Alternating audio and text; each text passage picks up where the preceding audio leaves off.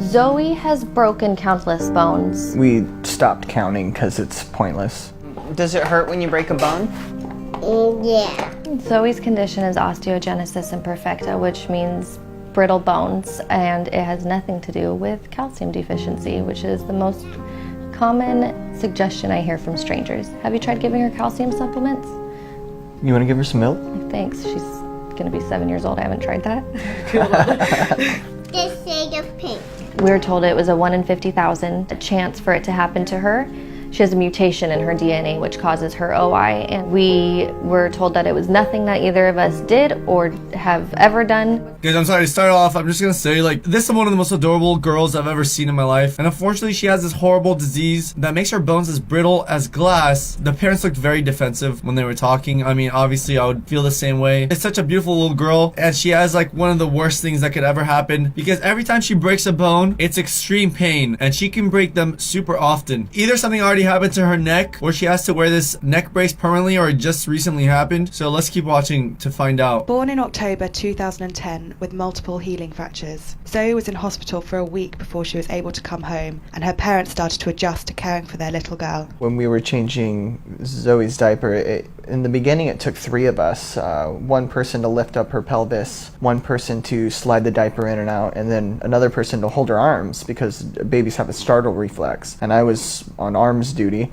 I gave her just a little bit of room. It was a 1/4 inch to a 1/2 inch, and she startled into my hand. It sounded like a broken chicken bone. Her radius and her ulna just snapped. Wow, that's not even glass at this point, because glass doesn't even break that easily. Like what he's describing right now, it's something more brittle than glass. It's literally, I don't want to make this reference, but almost like, I would say maybe even a cracker or like a hard chip that can just easily snap. I didn't know that bones could be this brittle. Like, I've never heard it in my life, that bones can literally crack from just quick movement. I don't know. Woohoo, feet are ahead of you. Whoop, whoop, whoop, whoop, whoop. Zoe has endured a number of painful surgeries, including one to stop her spine collapsing due to a condition called surgical kyphosis, which would cause internal decapitation. A really Holy interesting series of x-rays and scans for Zoe. Here in the first picture was one of the first scans that we got for her. You can really see that the spinal cord is completely compressed back there.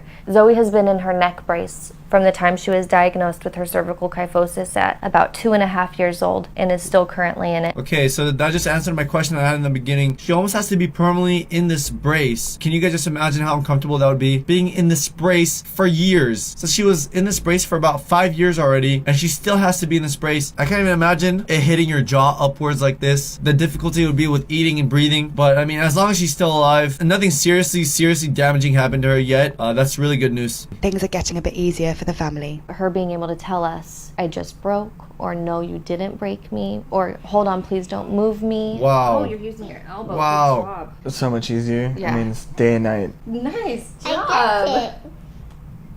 I feel You did a so great like job. this is like some next level stuff. Like, I feel so much sympathy and pain for this girl. It almost feels like it's a curse on her. She didn't do anything to deserve it, obviously, but I mean, she's a kid. She's so happy no matter what. Kids are always so happy. Hopefully when she's older she learns to deal with it. It's truly disheartening. Are you excited? Yeah. It's one of the only ones in Orange County that Zoe's able to play on, because the ground is made out of foam instead of wood chips or sand. She, especially this playground, is able to do everything that the other kids are, other than run on their feet, but she can race them just as fast in her wheelchair. 3, 2, 1.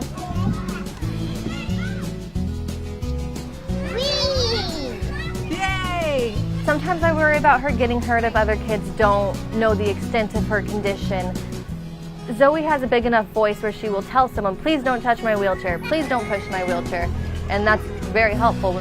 The thing I'm really worried about with Zoe is that when she goes to like elementary school, middle school, I feel like there are some very irresponsible kids that literally don't have a soul, and maybe she won't be able to tell everybody her condition, and they're gonna either bump into her, they're gonna bully her on purpose for having this condition, and then possibly hurting her really badly because she does have such brittle bones. So I mean, I just pray that doesn't happen to her. We have prescription Valium, prescription hydrocodone, just in case she does fracture, and all of the splinting supplies to do it ourselves. We've had that since she was an infant. We carry it with us in our bag everywhere we go. As well as regular physio to help improve her quality of life, Zoe also has speech therapy. She has a little bit of like some structural issues with her mouth. She's working to increase her clarity in her speech and also some of her language, some of her word orders and things like that, so that way she has more clarity when she's speaking and talking to her friends and family.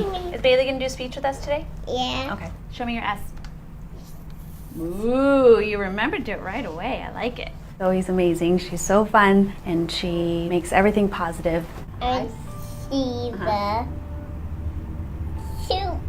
Alright guys, this girl's amazing, obviously. Thank you for watching. This was another episode of Meet the Person series here on Reaction Time. If you guys have any more suggestions, we did a ton. We did the girl who's allergic to water, the teen who dies if he falls asleep. We had a girl that was born with her heart outside her chest. We had this girl who's basically made of glass because her bones are so brittle. It's a very sad story, but we wish her the best. If they ever do a GoFundMe, I'll make sure to be the first one to let you guys know. That's gonna wrap it up for the video, guys. Thank you for watching. I'll see you next time, and peace out.